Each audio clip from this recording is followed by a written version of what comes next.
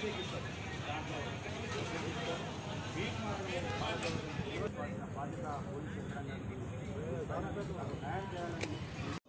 ఎవరైతే కన్సల్ట్ చేసి మాట్లాడినామో, ఎవరిని అడిగి మాట్లాడినామో, ఎవరిని అడిగి పంపించినామో, మరి ఆరోపణలు చేయడం చాలా ఈజీ. ఎందుకంటే పందులు తరలించడం మీరందరూ కోరుకుంటేనే పందులు తరలించింది. గతంలో మీరైనా మీడియా మిత్రులు కూడా ఆ టైంలో మాట్లాడినప్పుడు పందులు ఎప్పుడు తరలిస్తారు చెప్పి మాట్లాడిన తర్వాత రిప్లై అయ్యండి. వేరే విషయానికి ఫస్ట్ పందులు తరలిస్తారని లేని సందర్భాలు చాలా ఉన్నాయి. ఇవన్నిటిని బేరీజ్ చేసుకొని దాని ఎట్టి పరిస్థితులు తరలించాలనే ఉద్దేశంతో తరలించడం. దీంట్లో ఎలాంటి లాభాపేక్షలు, ఒకవేళ ఎలాంటి పందులకు సంబంధించినటువంటి ప్రూఫ్స్ ఉన్న అలిగేషన్స్ ఏవైతే మీరు అనుకుంటున్నారో చట్టపరంగా ఏం చేయాలనుకుంటున్నారో చేసుకోండి. Thank you. మీడియా మిత్రులు కూడా ఏం కోరుకున్నారు, పందులు తరలి ఏమో కానీ వేరే పంపించి తరలి బయట కూడా అని చెప్పారు. మీడియాలు ఇచ్చి వేరే కమ్ముకోమని అది చెప్పలేదు కదా. అది చెప్పండి, మీడియా వాళ్ళు పంపారని. మీడియా వాళ్ళు కూడా పబ్లిక్, మీడియా వాళ్ళు కూడా ఇంట్లో ఉంటాయి కదా చర్చల్లో, అది చెప్పండి. మీరు పందుల సమస్య ఉందని మీడియా మిత్రులు కూడా కోరడం జరిగింది. మేము కోరినాం కానీ ఎవరైతే పందులు అయితే వాళ్ళని పట్టుకోమని బయట ఊరిని తెచ్చి అమ్మమని చెప్పలేదు. మేము అయితే సమస్య ఉందని మీరు కూడా చెప్పినది, దాన్ని బట్టే మేము ఈ చర్యలకు ఉపక్రమించాం. అంత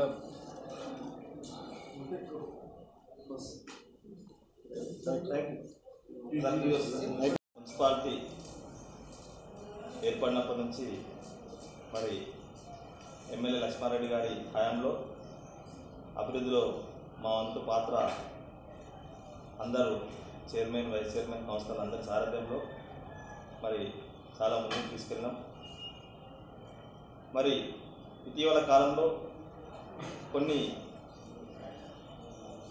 ఆరోపణలు వస్తున్న నేపథ్యంలో మేమంతా కూడా పాలక మండలి, మా కౌన్సిలర్లు అందరితో చర్చించి కొన్ని విషయాలు మీ ముందు ఉంచాలన్న ఆలోచనతో ఈరోజు ప్రెస్ మీట్ ఏర్పాటు చేయడం జరిగింది. మరి ముఖ్యంగా దాంట్లో భాగంగా కౌన్సిలర్లు కొంతమంది అవినీతి చేస్తున్నారు, అట్లా ఇట్లానే ఆరోపణలు వస్తున్నాయి. మరి మున్సిపల్ టీఎస్ బీపాస్ ద్వారా తెలంగాణ ప్రభుత్వం చేసినటువంటి టీఎస్ బీపాస్ చట్టం ద్వారా మరి ఎక్కడ కూడా ట్రాన్స్పరెన్స్గా మరి దీనికి ఒక ఆన్లైన్ సిస్టమ్ ఏర్పాటు చేయడం జరిగింది. దాంట్లో భాగంగా టాస్క్ ఫోర్స్ కమిటీ ఉంటుంది. దాంట్లో రెవెన్యూ డిపార్ట్మెంట్ కానీ, మరి అదేవిధంగా ఫైర్ కానీ, పోలీస్ కానీ, టీపీఓ కానీ, కమిషనర్ కానీ అందరి ఇన్వాల్వ్మెంట్ తోటి ఈ టాస్క్ ఫోర్స్ కమిటీ అనేది ఏర్పాటు అవుతుంది. మరి ఎవరికైతే డాక్యుమెంట్లు సక్రమంగా ఉన్నాయో ఆన్లైన్ సిస్టంలోనే ప్రతి ఒక్కరికి 21 రోజుల లోపల పర్మిషన్ స్టెప్ బై స్టెప్గా అన్ని ప్రాసెస్ కంప్లీట్ అయ్యి వస్తాయి. ఒకవేళ దాంట్లో ఏమైనా లోపాలు ఉంటే కూడా మరి మధ్యలో సిస్టమ్ జనరేటెడ్ ఇక్కడ ప్రాబ్లం అవుతుందని కూడా మనకు తెలిసిపోతుంది. మరి అది రెక్టిఫై చేసుకుంటే కూడా మనకు 21 డేస్ లోపల పర్మిషన్ రాకపోతే కూడా వచ్చినట్టే భావించవచ్చు. మరి అదేవిధంగా హౌస్ నెంబర్ సంబంధించి కూడా 15 డేస్ టైం ఉంటుంది. మరి ఆ 15 డేస్ లోపల ఏది అన్నీ కరెక్ట్ మనకు కావాల్సిన ప్రొఫార్మా ఫిల్ చేస్తే అది కూడా వస్తుంది. మరి ఈ విషయంలో కంప్లీట్ పారదర్శకంగా ఈ ప్రభుత్వం ఏర్పాటు చేసింది. ఎలాంటి అపోహలకు తావులేదు, అవకాశం లేదు. అది ఏ కౌన్సిలరో మరి ఏ నాయకుడు చెప్తే కూడా వచ్చేది కాదు. పేపర్లని, డాక్యుమెంట్ అని కరెక్ట్గా ఉంటే ఆటోమేటిక్గా పర్మిషన్ వస్తుంది. మరి రీసెంట్గా కొంతమంది 10% జాగ్రత్త గురించి కూడా మాట్లాడుతున్నారు. మరి మా మున్సిపల్ కమిటీలో రీసెంట్గా జరిగిన మీటింగ్లో మా ఎమ్మెల్యే, మాజీ ఎమ్మెల్యే లక్ష్మారెడ్డి గారు, అదేవిధంగా కలెక్టర్ రవినాయక్ గారు, మా చైర్పర్సన్, వైస్ చైర్పర్సన్, మా కౌన్సిలర్లు అందరూ కూడా ఏకతాటిగా 10% ల్యాండ్ ప్రొటెక్ట్ చేయాలని మున్సిపాలిటీలో తీర్మానం చేయడం జరిగింది. మరి దాంట్లో భాగంగా చాలా వరకు పార్కులు గుర్తించి పార్కులు ఏర్పాటు చేయడం జరిగింది. మరి మిగతా జాగాలలో కూడా మా పాలకవర్గం ఏర్పడిన తర్వాత మిగతా జాగాలలో కూడా బోర్డులు ఏర్పాటు చేయడం జరిగింది. ఇంకా ఎక్కడైనా కొత్త లేఅవుట్ జరిగిన 10% జాగాలున్నా మా దృష్టికి వస్తే మా సంబంధిత అధికారులతో మాట్లాడి బోర్డులు ఏర్పాటు చేసి మరి అదేవిధంగా ఈ మధ్యకాలంలో మరి పందుల పైన కొన్ని ఆరోపణలు వస్తూ ఉన్నాయి. మరి ఈ పందుల సబ్జెక్ట్ సంబంధించి మా పాలకవర్గం ఏర్పడిన తర్వాత జడ్చర్ల పట్టణంలో అప్పుడున్న పరిస్థితుల్లో ప్రజలు మరి డెంగ్యూ కానీ ఇతర బాధలకు బాధపడుతూ అదేవిధంగా ఈ పందుల తీవ్రతతోటి ప్రతి ప్రాంతంలో కూడా పందుల సమస్యనే ప్రధానమైన సమస్య అని గుర్తించి ఆ రోజు మీ అందరికీ కూడా తెలుసు, మీరందరూ కూడా అడిగారు, సార్ పందులకు తరలిస్తారనే మాట అడగడం జరిగింది. ఆ సందర్భంలో మా ఎమ్మెల్యే గారు మరి అదేవిధంగా అప్పుడున్న కమిషనర్ గారు మరి మా పాలకవర్గం అంతా చర్చించి దానికి సంబంధించి ఒక కమిటీని కూడా ఏర్పాటు చేయడం జరిగింది. దాంట్లో ఇప్పుడు అధికార పక్షం అప్పుడు ప్రతిపక్షం ఉన్న సభ్యులు మరి మా అన్న రఘురాం గారు ముగ్గురితోటి కూడా కమిటీ వేసి పందులు ఏ విధంగా తరలించాలని డిస్కస్ చేయడం జరిగింది. దాంట్లో భాగంగా వాళ్లకు ఫస్ట్ ఆఫ్ ఆల్ నోటీస్ చేయడం జరిగింది. 1, 2, 3 సార్లు నోటీస్ ఇవ్వడం జరిగింది. దాని తర్వాత మరి వాళ్ళతో చర్చలు చేయడం కూడా జరిగింది పందులు తరలించాలని. మరి దాని తర్వాత వాళ్ళకి ఆల్టర్నేటివ్ రెవెన్యూ పరంగా ఆల్టర్నేట్ జాగా యాసైకుంట దగ్గర చూపించడం జరిగింది. అక్కడికి షిఫ్ట్ చేయడం అని చెప్పడం జరిగింది. ఎంతకు ఈ సమస్య వాళ్ళేమో తరలించరు, మరి జడ్చర్ల పబ్లిక్లోనేమో బాగా ఇబ్బందులు అవుతున్నాయి, ఏం చేద్దామని ఆలోచన చేసినప్పుడు మరి ఇక్కడున్న పందుల సంబంధించిన వ్యక్తులతోటి మాట్లాడి మరి అదేవిధంగా దానికి సంబంధించిన వ్యాపారులు కర్నూలులో ఎవరైతే దీనికి గుత్తేదారు ఉన్నారో వాళ్ళతో కూడా చర్చ చేసి ఈ పందులను ఏ విధంగా తరలించాలని వాళ్ళతో మాట్లాడి వాళ్ళ మనుషులతోటే మరి పందులని తరలించే ప్రక్రియ చేయడం జరిగింది. దాని తర్వాత మరి కొన్ని రోజులకి మళ్ళా కూడా ఇంకా క్లియర్ కాలేదు, ఇంకా పందులు అక్కడక్కడ అట్లనే ఉన్నాయి. ఈ పంట పొలాలు కూడా నాశనం అవుతున్నాయి. మరి దానికి సంబంధించి ఒక గ్రూప్ ఏర్పాటు చేసి జడ్చర్లలో పందుల సమస్య ఒక గ్రూప్ ఏర్పాటు చేసి రైతులు కానీ మరి గృహిణులు కూడా చాలా మంది బాధపడుతూ మా దృష్టికి రావడంతో మళ్ళొక్కసారి ఈ యొక్క కార్యక్రమాన్ని చేయాలని ఆలోచన చేసి మళ్ళా వాళ్ళని సంప్రదించి వాళ్ళ సమక్షంలోనే పందులు తరలించడం జరిగింది. మరి ఈ ప్రక్రియ అంతా కూడా ఎక్కడ కూడా మున్సిపాలిటీకి సంబంధించిన ఏ ఒక్కరు కూడా అవినీతికి పాల్పడలేదు, మరి ఏ ఒక్కరు సంబంధం లేదు. మరి దీనికి సంబంధించి ఏవైతే ఆరోపణలు వస్తున్నాయో ఈ ఆరోపణలు కూడా నిజమని ఏమైనా దాంట్లో ప్రూఫ్స్ కానీ ఏమైనా ఉన్నట్టయితే చట్ట ప్రకారము ఏ చర్యకైనా సిద్ధంగా ఉన్నాం. ఇది మా అందరూ సభ్యులతో చర్చించి మరి అందరూ మాట్లాడడానికి సమయం ఇక్కడ లేదు కాబట్టి మేము ముందు ఉంచాలన్న ప్రయత్నంలో భాగంగా ఈ మాట చెప్పడం జరిగింది. మరి మా చైర్పర్సన్ గారు దీన్ని ఇంతకుముందు మున్సిపల్ ఏర్పడిన తర్వాత దాని నుంచి వినతి పత్రాలు చాలామంది ప్రజలు మాకు మున్సిపాలిటీకి నాకు కానీ కమిషనర్కి కానీ తెచ్చియడం జరిగింది. దాని నుంచి మేము ఏం చేసినామంటే 2-3 సార్లు మీటింగ్లో అదే సమస్య మాకు అంతా కౌన్సిలర్లు కానీ మేము కానీ ప్రజల కోసం చాలా ఇబ్బంది ఉంది కాబట్టి దాన్ని మేమందరం ఒక్కదాటిగా మాట్లాడుకొని పందుల సమస్యని వాళ్ళని పిలిపించి జడ్చర్ల పట్టణంలోని పందులు పట్టియడం జరిగింది. అవి ఊరు అతలో వదిలేయడం జరిగింది.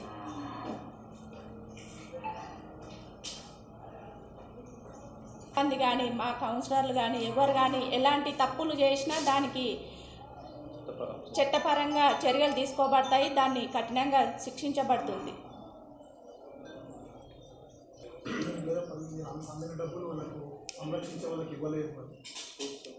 ప్రూఫ్స్ ఉంటే దాన్ని చూపిస్తే దానికి మేము ఖండిస్తాం. అందరినీ ఎవరున్నా సరే ఎవరిపైన మేము చర్య తీసుకోనికే సిద్ధంగా ఉన్నాం. ఇక్కడ ఎవరు రాజ్యాలను ఎవరు తీసుకెళ్ళి పందులో వాళ్ళని పిలిస్తే వాళ్ళే వచ్చి తీసుకెళ్ళిండ్రు. ఊరు దాటిచ్చినాం మేము, ఇంకా ఆ తర్వాత వాళ్ళే తీసుకొని పోయారు. వాళ్ళకే సంబంధం.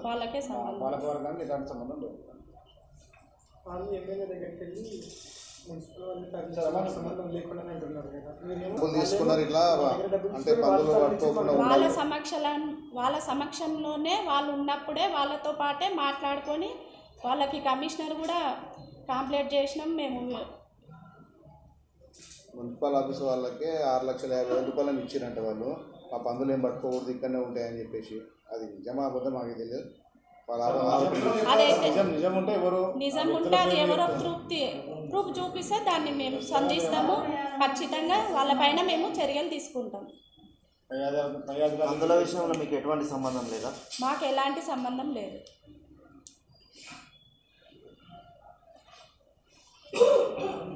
ఎక్కడ తరలించినది కూడా మీకు తెలియదు. పంపేంత వరకు మీ బాధ్యత. పంపేంత వరకు ఊర్లో నుంచి బయటికి పంపేంత వరకు మా బాధ్యత అంతే. ఇక ఆ తర్వాత మేమేం లేదు. అవి ఎక్కడ వెళ్ళినారంటే మనకి ఏం తెలియదు. మనకేం లేదు. ఒకవేళ ఊరు అంటే జడ్చర్ల పాడు ఇటు దీపికల్ అనుకుంటే ఇటు మాచల దగ్గర మనం జడ్చర్లకు రావడం ఏంటి మన సమస్య ఉత్పన్నమైంది.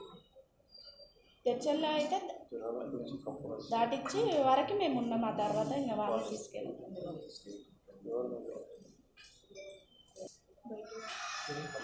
లోకల్ వాళ్ళకి ఫస్ట్ మేము చెప్పి చూసినాము, 2-3 సార్లు చెప్పినాము. వాళ్ళు తీసుకెళ్ళట్లేదు. తీసుకెళ్ళినట్టు చేసి ఏం చేస్తున్నారు, బాదపల్లి నుంచి తెచ్చి కవరంపేటలో వదులుతుండ్రు, ఈ నుంచి తీసుకుపోయి ఆడ వదులుతుండ్రు. అట్లా కాబట్టి అట్లా 2-3 సార్లు చూసినాము. దాన్ని చూసిన తర్వాత మేము బయట మాకు వాళ్ళ సమక్షంలోనే మళ్ళీ బయట వాళ్ళని పిలిపించి పంపించేసినాం.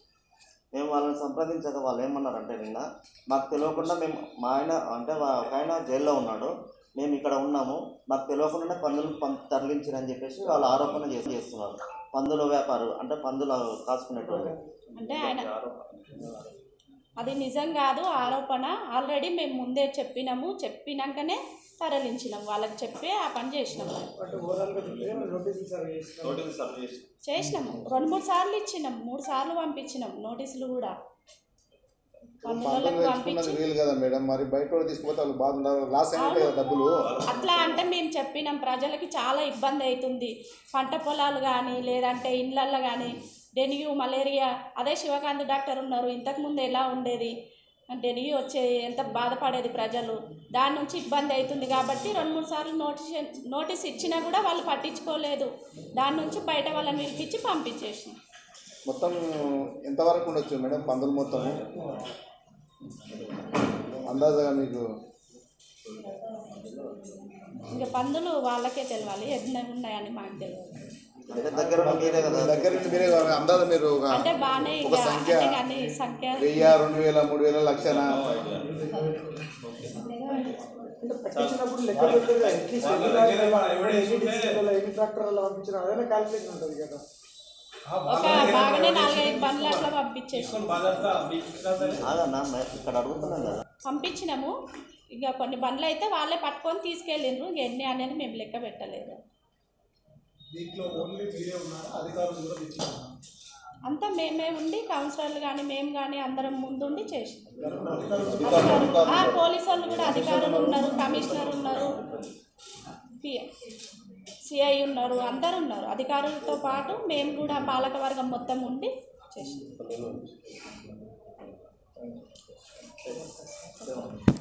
నా వృత్తి పందుల వ్యాపారం. నేను పందుల మీద బతాను. మున్సిపల్ ఎలక్షన్ కానీ దొర్నపల్లి రవీంద్ర చైర్మన్ భర్త దొర్నపల్లి రవీందర్ నవంబర్ 20 తారీఖు నుంచి, పోయిన సంవత్సరం నవంబర్ 20 తారీఖు నుంచి ఇప్పటివరకు మా పందులు అమ్ముకొని ఆయన సొమ్ము చేసుకుంటాడు హైదరాబాద్లో పిలిపించి.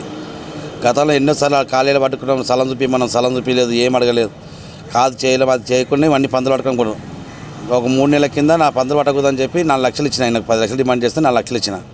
4 లక్షలు మా చిన్న ఫ్యామిలీ కార్డు పడి కేసు జైలుకి పోతే మేము పోయిన రిమాండ్ అయిన 3 రోజులకు మళ్ళీ 2 బండ్లు ఎత్తుకుపోయి అమ్ముకున్నాడు. ఎంత అడిగినా మేము బతికేది అట్లా మేము అవి లేకుండా మా ఊళ్ళో జీవాలే లేవు. మేము ఏం కష్టం చేసుకుని బతకాలి, ఎలా బతకాలి, మా బాధ ఇది. స్థలం ఏమన్నాం పోయిన గవర్నమెంట్ని, స్థలం 2 ఎకరాలు మేము షెడ్ కట్టుకుంటాం, అది కట్టుకుంటాం. పోయిన గవర్నమెంట్ కూడా మాకు గురించి పట్టించుకోలేదు. ఈ దొర్నపల్లి రవీంద్ర అయితే మా పందులు ఘోరంగా అమ్ముకుంటున్నాడు, చైర్మన్ భర్త. మీరు సహకరిస్తే ఈ పందులు అమ్ముకున్నారు. మేము సహకరిస్తే మీకరిస్తే మా పందులు మేము ఎంత సహకరిస్తాం, మందికి ఎందుకు పట్టిస్తాము. అదే సహకరిస్తే మా పందులు మేము అమ్ముకొని మేము పట్టుకోలేమా? మేము ఒక 20 బండ్లు పట్టుకున్నాం, అమ్ముకున్నాం. మేము మాకు స్థలం మీరు అది మీరు సాకున్న పందుల పిల్లలు సాకెట్టి స్థలం షెడ్లో పెట్టుకుంటామంటే కూడా స్థలం లేదు. మా జీవాలు ఎత్తుకుపోయినాక మా కొంప నాశనం కానీ మేము ఎందుకు సహకరిస్తాము? ఎక్కడ స్థలం చూపించినా స్థలం వచ్చి ఒకసారి మీరు రాండి, మీడియా మొత్తం రాండి, ఒకసారి చూడండి, మీకు అర్థమవుతుంది. దాన్ని బట్టి మీరే మాట్లాడుతున్నారు. అప్పుడు ఆ స్థలం ఆడిచ్చిండి, ఎక్కడిచ్చిండి, ఏం కథ, ఒకసారి స్థలం చూపించమని ముందు స్థలంలో పందులు ఇలా ఉంటావా నిలబడతా షెడ్ కడితే ఉంటుందా ఆ గుట్ట మధ్యలో నడి గుట్ట మధ్యలో కూర్చుంది మాకు స్థలం. అది మేము తోడుకొని మేము సాఫ్ చేసుకొని మేము పందులు పెట్టుకోవాలంట. అందులో ఆ గుట్ట మధ్యలో ఒక గుండు కూలిపోయి మనుషులే చచ్చిపోతారు. అందులో పందులు బతుకుతాయి. అందులో ఇప్పుడు ఎన్ని పందులు అయినాయి మొత్తం? దాదాపు 22 బండ్లు పోయినాయి. 80 టన్నుల చిల్లర పోయినాయి. కేజీ బతికిన పంది 130 రూపాయలు కేజీ. టన్నుకు 1,30,000 వస్తాయి. 80 టన్నులు మేము అంచనా మీద 80 టన్నులకి 22 బండ్లు ఎత్తిరు వాళ్ళు. మా పందుల బండికి అయితే 8 టన్నులు వస్తాయి పైన కింద. ఇప్పుడు ఈ మామూలు బండి కాబట్టి పైన స్టెప్ ఉండదు కాబట్టి కింద 4 టన్నులు, ఒక బండికి 4 టన్నులు వస్తాయి. 22 బండ్లు ఎత్తేటప్పుడు అప్పటికి మీ వాళ్ళు ఎవరు లేకున్నారా? మా వాళ్ళు పోయారు, పోలీసులు ఉన్నారు. పోలీసులు మా వాళ్ళు భయపడి పోలీసులు ముంగల ధర్నా చేసాము. మా ఆడవిళ్ళ బడ్లకి అడ్డబడ్డలు పండుకున్నారు. అంత కనికారులు నేను పిట్టలు పోసుకున్నా. ఇదే పోలీసులు సహాయకాలంగా బతికి నేను పిట్టలు పోసుకుని అక్కుపల్లి తీసుకుని వచ్చి పోలీసులు వచ్చి నన్ను కాపాడారు. ఇప్పుడు పోలీసుల ఆయం కూడా ఇందులో ఉన్నట్టు పోలీసు హస్తమైనది కానీ పోలీసులు బందోబస్తు చేసుకున్నాడు దోర్నపల్లి రవీంద్ర.